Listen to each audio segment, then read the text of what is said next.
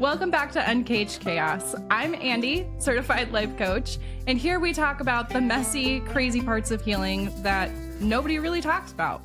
Today, I have a special guest with me, one of my really good friends, Denis, and we're going to be talking about the paradox of being human. Welcome, Denis. Hey, great to be here. Thank you for being here. I'm super excited. By the way, this is our second take. Second take. And we're doing good. Not that we didn't want to roll with the punches, but it's really cool. It's fun being messy, Yes. which is what we kind of intended here with this episode. And yeah, I'm ready to get started. Awesome.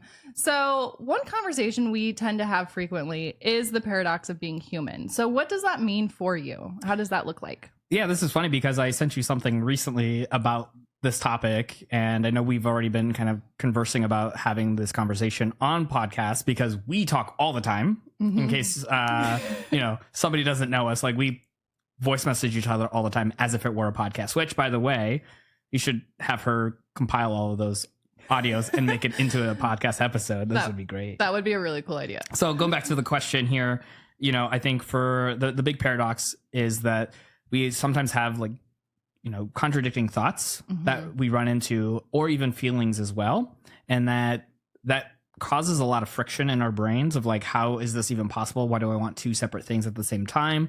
I know I run into it. I know you've run into it. And what's interesting is the more I have talked to other people about being contradicting, the more relief they seem to have, because like, oh my gosh, somebody finally gets it or is talking about it. Because up until I started thinking about it, no one else has really had those kind of conversations before. Absolutely. I think the biggest thing for me as well is learning how to be comfortable with having those opposing emotions inside simultaneously and not feeling like I have to justify one emotion over the other, and knowing how to kind of marry those together. In your experience lately, have you kind of been dealing with that? Wow, way to tee that up for me. Yes, 100%. So, and that's obviously one of the things we were talking about too, is in the current circumstances where I find myself, there are contradicting things that I'm having both emotionally and desires.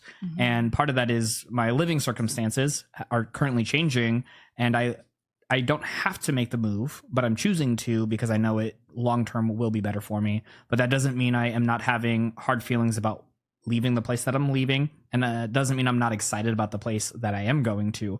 And it's not a bittersweet moment because somebody recently was like, oh, that sounds bittersweet. I'm like, no, this is different. But bittersweet is a great example that most people can relate to the best, like at graduation or something like that, where it's like happy and sad. No, this is like distraught and like nervous, excited kind of moment. Right. And so for me, I'm like, I can have both positions and respect that both of them can coexist together, because I shared this with you, that I've been learning that I can be contradicting to myself, and I'm okay with it because the universe is contradicting sometimes. And like how, math works in the grand scheme of the universe and how it works in the small microscopic is different, and that's okay. And so that means I'm okay.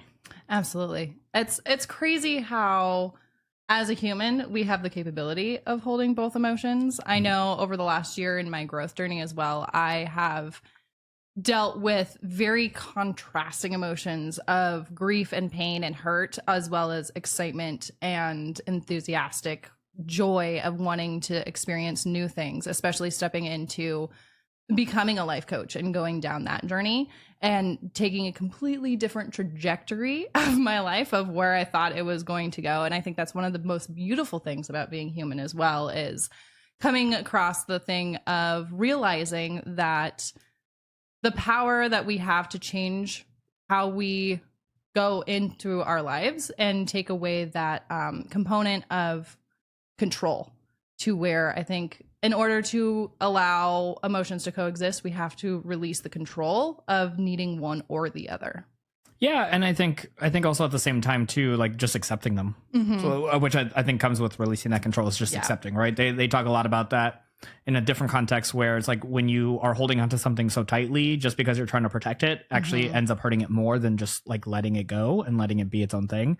I think the same thing is true for this circumstance too. So I agree. I think not trying to control the situation and just accepting those things as is. Yeah. I mean, that's exactly quantum physics, which I'm weirdly obsessed with, even though I don't understand science. I'm like, quantum physics, I get. I'm obsessed with a lot of stuff that I don't understand. So you're totally like, in the good place. like the more you focus and try to control an atom, it just disappears. So I think that's a big part of it as well, is just like understanding that, the less control I try to have. And I'm somebody who had to work through a lot of stuff on control, because that does come up for me a lot. And my day-to-day life and everywhere else, control is an important factor for me. So thinking about like my current move and how it's affecting me in these two different spaces, my controller does want to come out. Like it wants to come out and say, this is how it's going to work. This is what I'm going to do. And this is how I'm going to feel. And that's just not realistic anymore. Right. And maybe it worked in my past and it wasn't healthy for me. And now I get to be okay. Like yesterday I had a friend come over and I cried about the whole moving around because I separated from a partner. And then you came over today and I was more excited about the situation and getting to move and try new things. So both of those are true to me, and I let them just be. I didn't try to control it. I didn't know if I was going to be excited talking to you about what I was looking forward to with my move, or if I was going to be sad again. And so I just let those happen. Yeah. Have you noticed that allowing those emotions to just process through you is becoming easier and easier the more you do it? Yes. So a little bit of context, I was somebody who didn't really understand their emotions. And so I am now obviously in a different place with a lot of emotional work and reading a lot of books and understanding myself, that I now can allow myself to have those feelings and letting them work through now instead of, years and years later that will come up randomly because of something else happening. It has been really healthy for me. I am trying to find that good balance, because I think just like everything in life, if I go too much in one direction, it's not good. Because over this last year after my separation, there were moments where I think I maybe dived in so far into just letting myself be so in my emotions that I kind of let go of some of the other things that maybe were going to be healthy for me. And so I think finding that good balance now, and it's hard. It's not easy. There's times where I'm like, I just don't want to do anything. And I just want to feel these things. But I just told you today, I was like, I actually now have a bunch of things lined up for me, because it also is good for me to be active and moving and feeling like I have things working towards a certain goal that I want to achieve. And again, finding that balance of like what's working for me right now and what I can allow to just be. Awesome. Well, thank you. I love that so much. Thanks, therapy. Yay, therapy. It's great.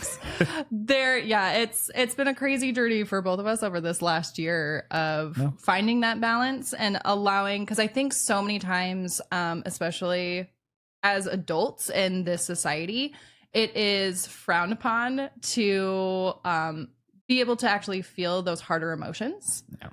And allowing ourselves to be able to feel those harder emotions. Well, this is Uncaged Chaos, where we get messy, we get creative, and being human is just a fucking paradox.